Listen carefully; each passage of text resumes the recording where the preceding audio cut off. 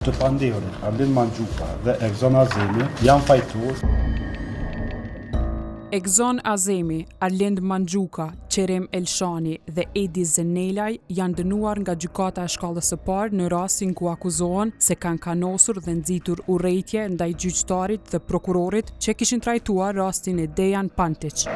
Në emër të popullit, gjykata themelore në Prishtinë, departamenti special i kryesuar nga kryetari i trupit gjykues, gjyqtari Kushtrim Shyti me anëtarët e trupit gjykuese, gjyqtarët Avnis Sylla dhe Violet Namani, në çështjen penale ndaj të pandehurve Arlind Mandxhuka dhe Ekzon Azemi për shkak të veprës penale nxitja e porçares dhe të pandehur Qerem Elshani dhe Edi Zenelaj. Të pandehurit Arlind Mandxhuka dhe Ekzon Azemi janë fajtuar. Të pandehurit Qerem Elshani dhe Edi Zenelaj po ashtu janë fajtuar për shkak të kryerjes së veprës penale të kanosjes të pandehurin Arlind Mandxhuka dhe Ekzon Azemi për veprën penale nxitja e porçares dhe mosdurimet, kaneli 141 u shqiptuar dënim me burgim, secilit veç e veç në kozgjatë prej 1 vit e 6 muaj. Të pandehur Qerem Elshani dhe Edi Zenelaj për veprën penale të kanosjes u shqiptuar dënim me burgim në kozgjatje, secilit veç e veç prej 6 muajsh.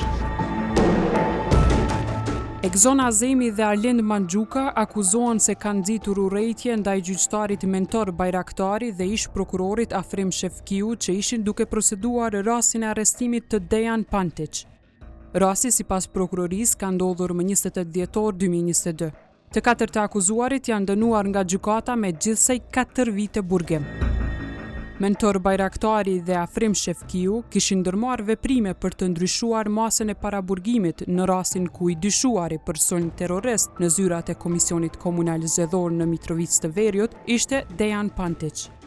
Sipas dosjes, i akuzuari Arlind Mandxhuka kishte shpërndar postime në rrjetin e tij social Facebook me mbishkrimin: "Ky akt lirim është akt tradhti", duke vazhduar me postime të tjera nxitëse: "Për kë punon kjo gjykatë?" Ekzon Azemi, sipas prokurorisë, kishte bërë postime me mbishkrime: "Pas atentatit që kreu në Paris ndaj Esat Pash Toptanit, ndër të tjera Avniu tha." E këtij shkrimi ja kishte bashkangjitur fotografitë me përshkrimin: "Tradhtarët plumbin e kanë hak."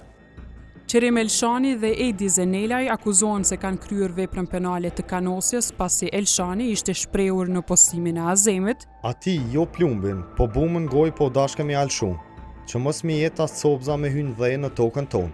Kurse akuzuari Edi Zenelaj kishte ndërmarrë aksione duke vendosur grafite në mure.